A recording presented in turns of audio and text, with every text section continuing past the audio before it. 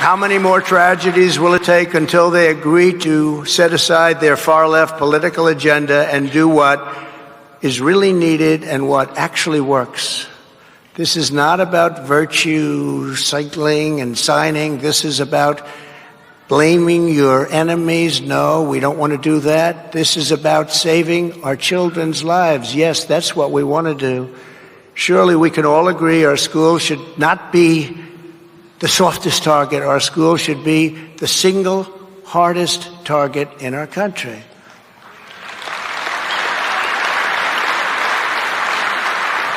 And that's why, as part of a comprehensive school safety plan, it's time to finally allow highly trained teachers to safely and discreetly concealed carry. Let them concealed carry.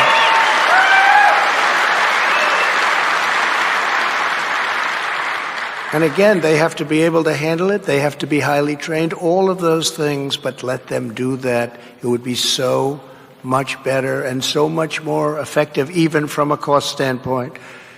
Because there is no sign more inviting to a mass killer than a sign that declares a gun-free zone. Most dangerous place.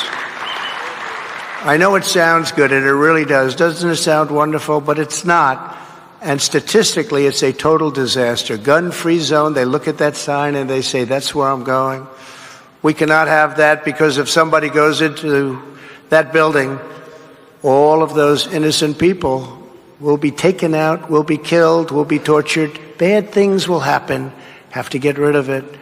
As the age-old saying goes, the only way to stop a bad guy with a gun is a good guy with a gun. Have you ever heard that? No, you've never heard that. And in the absence of a member of law enforcement, there is no one you would rather have nearby when a crisis strikes than an armed, expertly trained member of the NRA.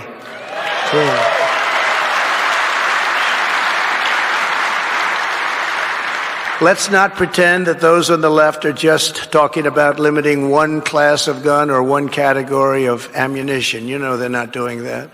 We all know they want total gun confiscation.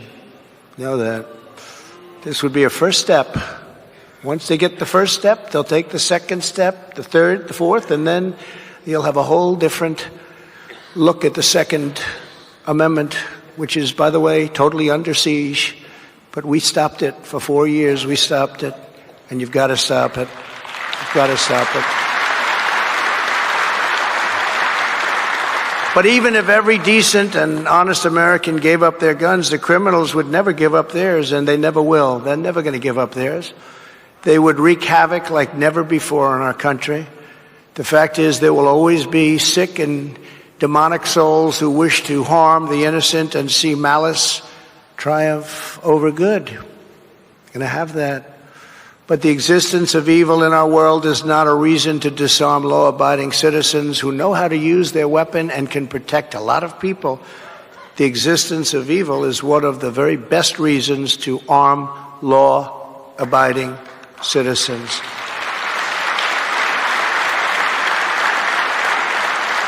And that is why one of the core missions of the NRA is to train, prepare, and equip responsible American men and women with the knowledge and tools they need to defend themselves, their families, and their communities. Have to defend their communities and their families. Every single year, the NRA's 125,000 certified instructors, these are highly trained, very, very capable people. They train an incredible 1 million Americans to be safer gun owners, ready to act when the situation calls. An incredible job. And every day that training is protecting the vulnerable and safeguarding the innocent. An estimated 500,000 to 2.5 million Americans each year use a firearm in self-defense, the vast majority without ever even having to fire a shot. Oftentimes they know you have it and they say, no thank you, we're not gonna mess with her. In addition, according to newly released data from the FBI, last year there were not one, not two, not three, but 4 active shooters who were taken out by an armed civilian bravely exercising their Second Amendment rights, saving countless innocent lives. That is what the Second Amendment is all about.